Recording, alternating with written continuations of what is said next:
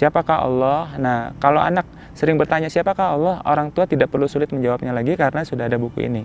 Buku ini dikemas dalam bentuk komik, berwarna, fabel, dan sebagainya, dan diurai dalam bentuk bercerita. Ada gamenya juga.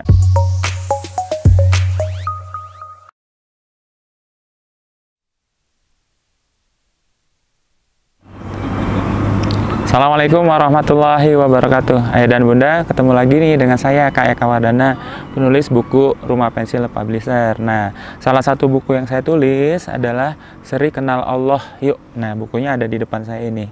Jadi puzzle ya ayah dan bunda, ini adalah cover belakangnya.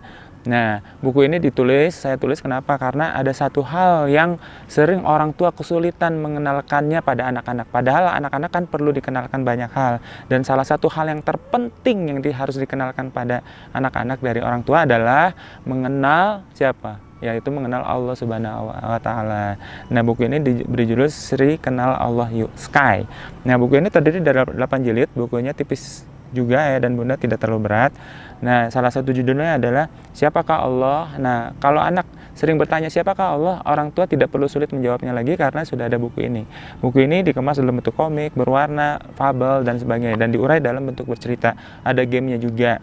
Kemudian buku yang kedua judulnya adalah Allah ada di mana? Nah, kalau anak-anak bertanya Allah ada di mana sih, Ma? Jawabannya ada di buku ini ya. Penasaran kan? Silahkan baca bukunya. Kemudian yang berikutnya adalah apa saja sifat-sifat Allah. Nah, kalau kita mau kenal dan sayang kepada Allah, berarti kita harus tahu sifat-sifatnya dong, sama seperti kepada manusia.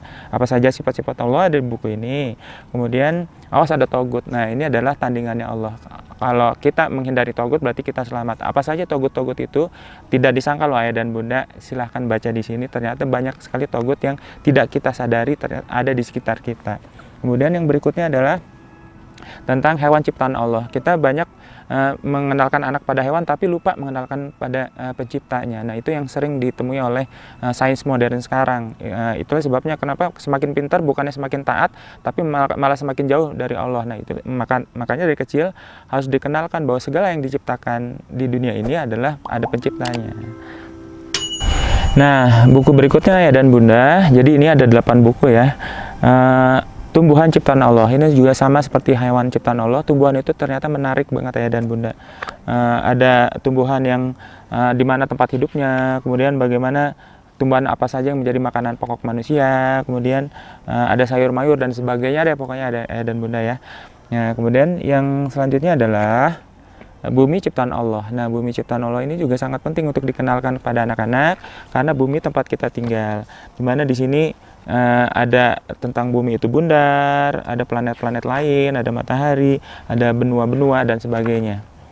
Ada musim-musim dan sebagainya. Nah, itu penting mengenalkan anak bahwa Allah adalah pencipta bumi kita. Kemudian yang terakhir adalah manusia ciptaan Allah. Nah, jangan lupa juga kalau kita kenal hewan, tumbuhan, dan bumi, jangan lupa juga mengenal diri kita sendiri.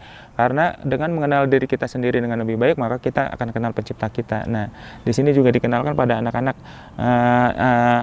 bagaimana kita diciptakan, kemudian untuk apa kita diciptakan, bagaimana cara manusia menjadi sukses dan sebagainya.